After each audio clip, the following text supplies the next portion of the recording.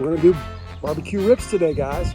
We're doing pork ribs, and we're gonna be doing a little competition. We're using a Weber Kettle, a Weber Smokey Mountain, and also I went and got one of those blue kettles from Walmart, and we're gonna take care of that and see if we can get the same quality of rib with a cheap cooker as we can with a Weber or a Weber Smokey Mountain bullet smoker. So strap in and let's go.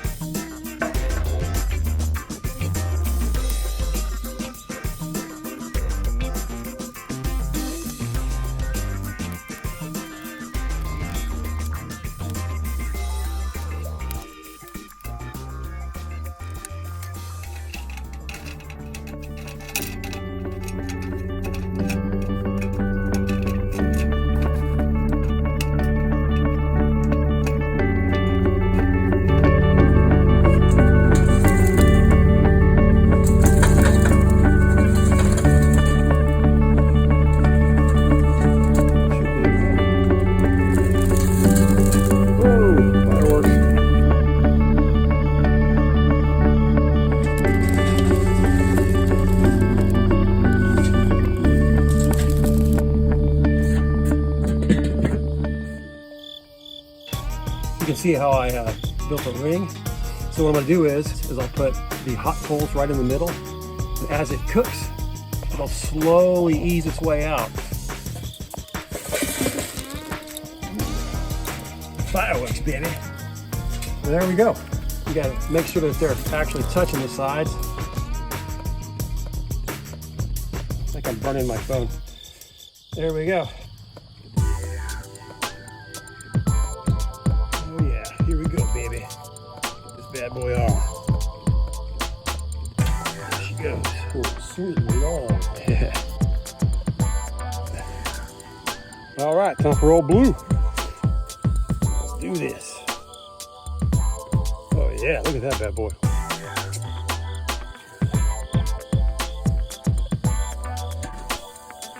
So hot. Now you want to situate these ribs so they're nice and straight, because the way they cook is the way they're going to end up. You don't want them all wonky looking. It'll be easier to slice anyways. So there we go. Ooh. I had to adjust my damper right here. My damper on the bottom is right here, and I've got it turned down pretty much as far as I can. And on all blue, I used aluminum foil to cover up the back ports.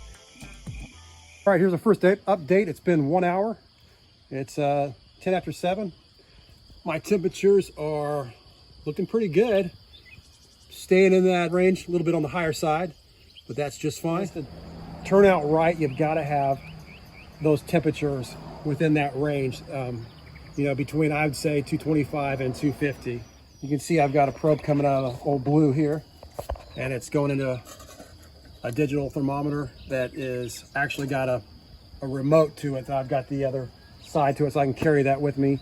This is the new one that I got for this cook, and it's got 2 probes coming out. One is for the Weber Smokey Mountain right here, the bullet smoker. The other one's for the Weber Kettle. And this one's actually got Bluetooth, so I've got an app on my phone that I can keep in my pocket when I'm doing other things around the house while I'm cooking. So yeah, that's pretty much a must if you're going to be cooking with charcoal and doing barbecue, because like they say, if you're looking, you ain't cooking. So anyways, that's what we're working with today. There they are with a little bit of sunlight on them. All right, so we're on hour 2 on our cook, and we're going to check the temperatures right now. Okay, we're holding on here.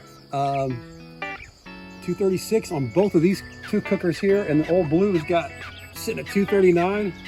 I mean, actually this cheap cooker here is just holding its own so far. with these two Webers. So I think we're going to end up having a good cook here. We got about at least 2.5 hours to go. In about 45 minutes, I'm going to pull them and I'm going to wrap them. Give them the old Texas crutch. You say Texas? Yeah, Tex. What the heck do you know about barbecue in Texas? What do you mean?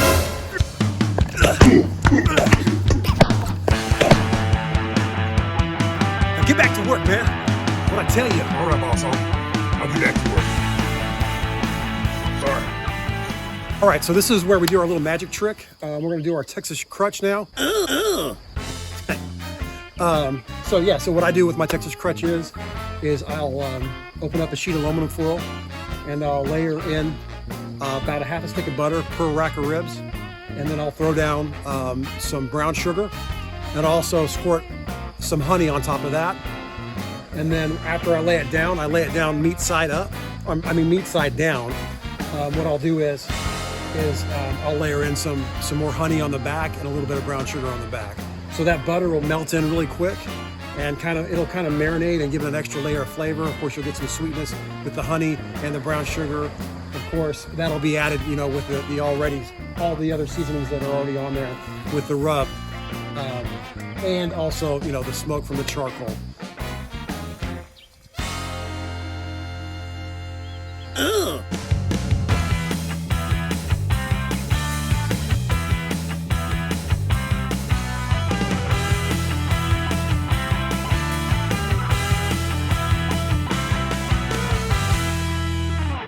Got here.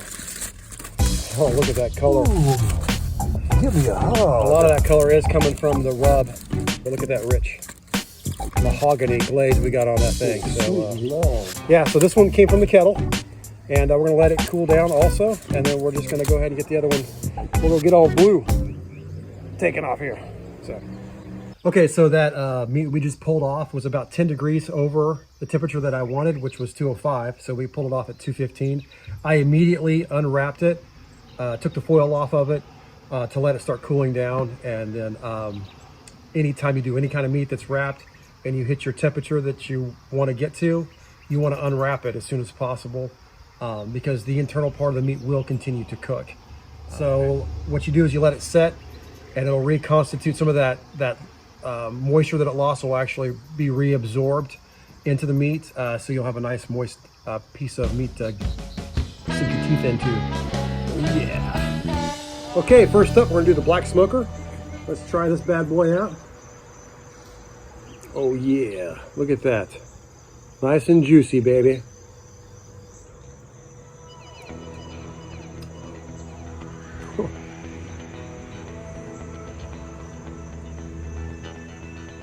Wow, I don't want to say what I'm thinking. A little bit of heaven on a plate, but absolutely phenomenal rib.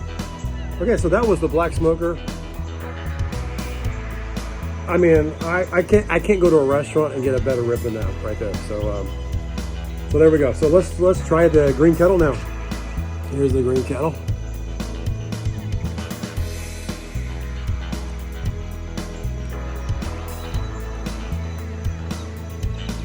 Using the same fuel, basically just charcoal, no wood. I can't really distinguish the difference between the two. Let's see if the old blue boy, the Americana, is as good or can make as good a rib as the Weber Classic Kettle and the Weber Smokey Mountain Vertical Bullet Smoker. Here goes. All right, this is it. This is the Americana.